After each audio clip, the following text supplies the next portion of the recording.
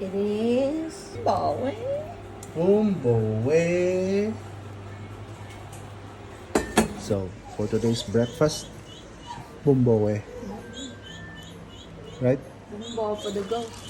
And, what's this? Calamansi tea. Para na silang bumili ng lugaw sa labas. May mga laman.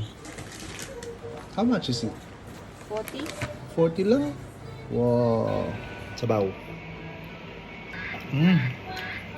Savory.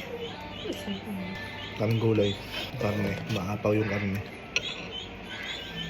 Gusto mo maanghang. Kaya mo naman paanghang. Ang netong sili nito, kakaibang sili nila. Tinidor muna tayo kasi ang hirap mag-chopsticks eh.